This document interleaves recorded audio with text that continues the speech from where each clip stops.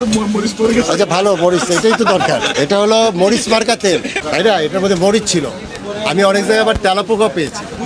আপনি এই তেল খান, এই যে এই জিনিস খান কিনা দেখেন, এই যে ছবি।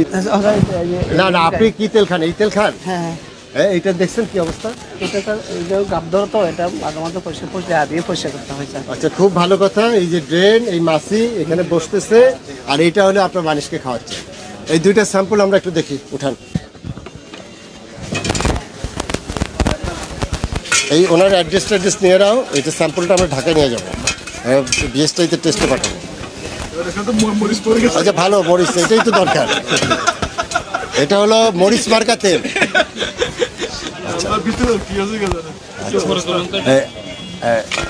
এরপরে আপনার এখানে তেল কিনতে গিয়ে আমি মরিচও কিনে ফেলছি, তাই না? এটার মধ্যে মরিচ ছিল। আমি অনেক জায়গায় আবার তেলাপোকা পেয়েছি, এরকম উঠাতে গিয়ে সেখানে তেলাপোকা পেয়েছি। তাহলে এই জিনিসটা কি স্বাস্থ্যসম্মত নাকি এইটা স্বাস্থ্যসম্মত? এটা স্বাস্থ্যসম্মত। আচ্ছা, তাহলে আপনার যে জিনিসটা হলো যে এই জিনিসগুলো আপনারা বলবেন যে এটা বিক্রি বন্ধ করে দেবেন আস্তে আস্তে। ঠিক আছে স্যার। ঠিক আছে, অবশ্যই স্যার। এটা কলাতে বন্ধ নিষিদ্ধ করে জানেন? হ্যাঁ, তারপর বেচেন কেন? না স্যার, সবাই বিক্রি হচ্ছে। আমরা বাজারে তো এটাতে সবাই কোন জায়গায় হোটেল যেগুলো আছে সবাই নিচ্ছে। কলাতে অনেক গ্রাহক, সবাই আগুনে লাভ দিচ্ছে, আপনিও দিবেন নাকি? এখন আমার থেকে সবাই এটা কলাতে না দিলে আমার তো বাজারে করে না, তোমার থেকে আমি এগুলো বাজার থেকে নেবো, এটা বলে। আর এটা তো আপনি বিক্রি করেন সয়াবিন বলে? না স্যার, সোবিন স্যার। এটা স্যার, এটা কত করে বেচেন? এটা স্যার 145 টাকা স্যার। আর ওইটা? ওইটা 165 টাকা স্যার। 165 টাকা। এই যে 20 টাকার কাহিনীও করেন আপনি। এই যে 20 টাকা বেশি না? আপনি মানুষকে, যদি একটা লোক আসে যে এত কিছু বোঝে না, সয়াবিন তেলের পান তেল আপনি সয়াবিন করে বিক্রি করবেন, আপনি কোনো চিহ্ন আছে, কিছু আছে?